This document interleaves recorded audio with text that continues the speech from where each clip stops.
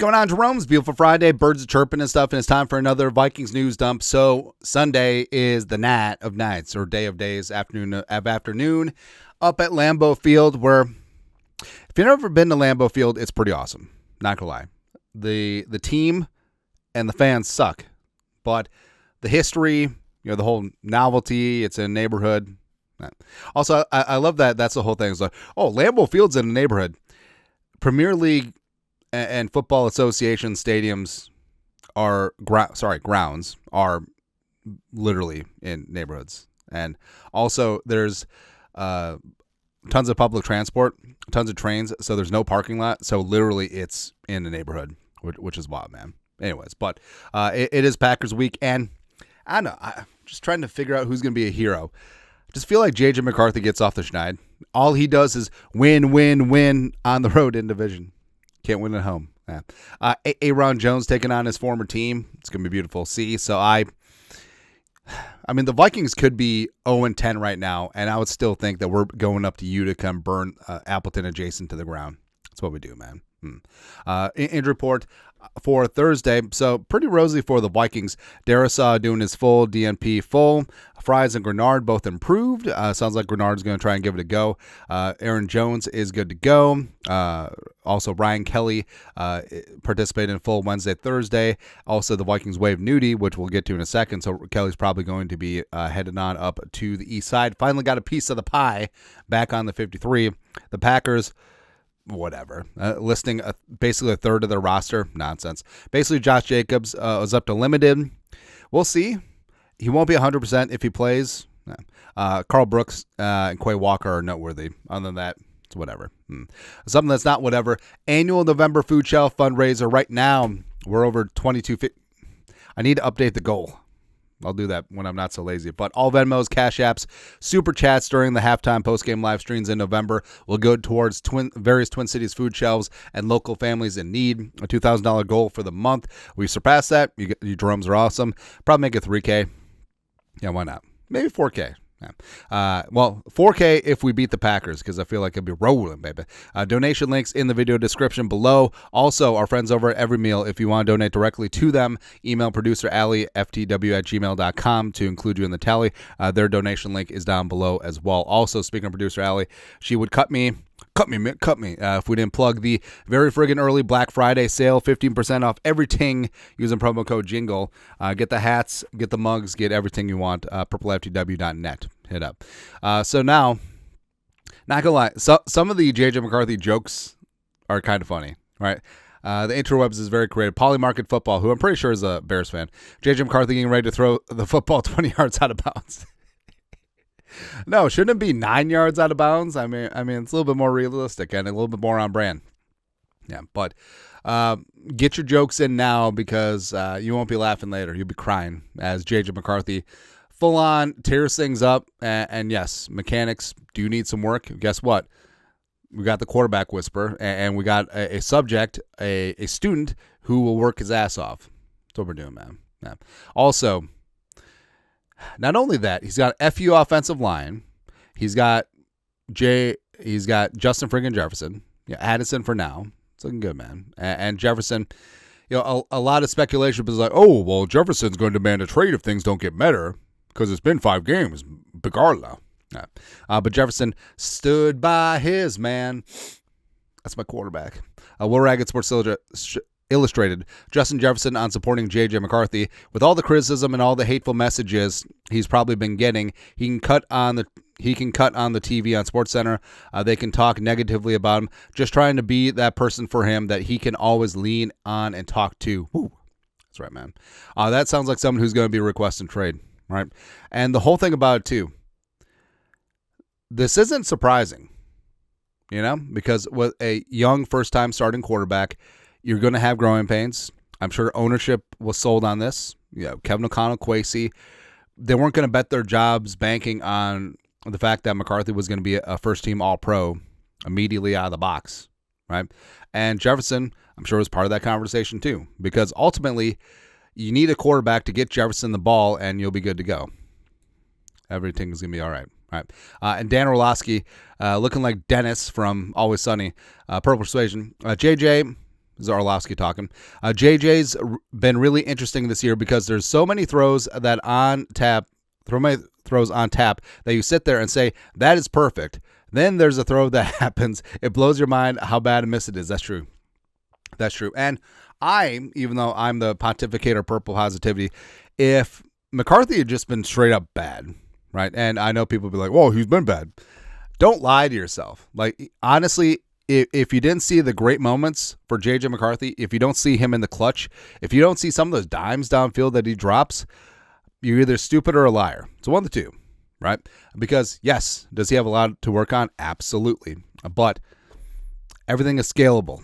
Everything is fixable. And I feel like he's probably a low floor, high ceiling type player.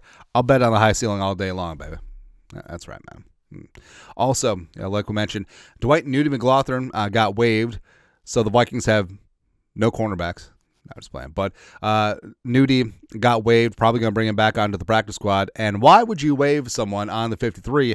By God, that's Ryan Kelly's music. So Kelly is likely going to be activated very soon, back on the 53. And, Blake Brandel played phenomenally, last couple games at center. But finally having an RO line and feeling fine. Because I finally found the line of a lifetime. Burn. Darisaw, Jackson, Kelly, Fries, O'Neal. This is a FU elite offensive line. And I can't wait, man. Again, Brandel's been great, and the Vikings offensive line has been growing and showing the last 3 games since there's been continuity. But Darisaw missed early on, had some issues. Jackson missed a couple games. Kelly's obviously missed time. Fries, healthy as a horse. And then O'Neal with the MCL against the Steelers. But now all 5 are back together. It's like when the Backstreet Boys reunited for the residency at the Sphere. Tell me why. It's going to be good, man. Yeah. Of course, like we said, the offensive line has been good the last couple of weeks. Week 33rd team, Week 11 pass protection rankings listed by average of pressure rate, sack rate, and time to throw. Vikings number 2 behind the Seahawks. So Sam Darnold had the best pass protection in the league, and he still threw 4 picks. Yeah. And also, Jackson's on the graphic. Donovan Jackson's parents are awesome, man. Whether it's the draft video, talk about Leonardo DiCaprio, them visiting U.S. Bank Stadium for the first time, it's great. And Vike social media put this out. When your son gets an NFL pancake, did you see that? Get that syrup out. It's awesome, man. Which, by the way, like, I feel like parents of offensive linemen, like, they know ball because they watch what's important. They watch the trenches. All right. Everyone else, we all watch the ball. They watch the trenches. They see we're going to whip somebody's ass. Oh, we're going to whip somebody's ass. Micah Parsons, never heard of him. Rashawn Gary Player. Nah, son. It's going to be good. Also good. So the Vikings playoff chance to write meow on Kelce, which I didn't. When did Kelce take over as like the numero uno market for jelly beans? I thought Kelce was one of those really bad, like, healthy cereals that they tried to market. But so the Vikings playoff chances are currently at 3%. So saying we got a chance, right? And as we said, I fully am like purple glasses, purple Kool-Aid, purple drank, purple everything. We're on the table. I don't give an F. 11-6 picking up sticks. Might not be enough for the division, but wild card will ruin things. As long as it's not in Arizona, we'll be fine. Also, this is awesome. EK Designs. So, the 5 current stud quarterbacks in the league, or at least 5 of them. Yeah. And then their predecessors. In When Will My Reflection Show? So Herbert and Rivers. You got Jordan Love and Aaron Birdbones, Calcium son, Boniva Rogers. You got Drake May and is that Kevin O'Connell? Yeah. Then you got Bo Nix and Peyton Manning, which hopefully it's first or second season Peyton Manning, because by the end Peyton Manning was bad. Let's be honest. When they won a Super Bowl in 2015, Gary Kubiak, Super Bowl winning head coach, by the way, the best quarterback on that team was Brock Osweiler. Like, it's not even a debate. That defense won the Super Bowl. Then you got Jackson Dart and Eli. Where is JJ McCarthy and Nick Mullins, or JJ McCarthy and Kirk Cousins? Where are they at? Yeah. Also, lastly, so this is good. NFL ski style pajamas are flame retardant. This is from the JCPenney catalog from like 1970s, like the Super 70s account put this out. But those look good, man. I'm not gonna lie. I kind of want an adult version of those. Or the Christmas card this year is gonna be a family of just of these ones, which I don't know. Why don't you lead with they're very comfortable? They're a cotton poly blend. They're not made in a sweatshop or something like that. Flame retardant. First of all, what does that matter? It's like, hey, we got the house fire. Don't worry, Jimmy's okay. Or I guess since it's winter and these are long sleeve pajamas, so generally you wear long sleeve pajamas in winter, and I guess like your chestnuts roast on the open fire. Oh, I got spark from the fire on my pajamas. Don't worry, it's retardant. I'll be fine, or something. These are good though. Wait, how? These are all the teams, aren't they? So was it 20 teams? When did we have 20 teams? There's more after the merger. This isn't all the teams. But see, some of these old logos are great. I would go. All right, so the Bills logo used to be old, and now it's been new again. You got the Bengals, when they spelled out with a script, the Denver D. I mean, honestly, Denver should go back to the orange crush and the light blue helmets. Absolutely. The Falcons should go back to red helmets. And that's what we used to be, a proper country, man. That's all. Anyways, going up to Green Bay, going to burn the house down. Final injury report. Ryan Kelly probably getting activated today. Everything is going to be all right. And guess what? This is the healthiest that this team has been all season. So no excuses. None. Finito. Get it done. That's all. Anyways, your thoughts are thoughts. Let us know. Comment section. You guys are the best you have to do. Skol.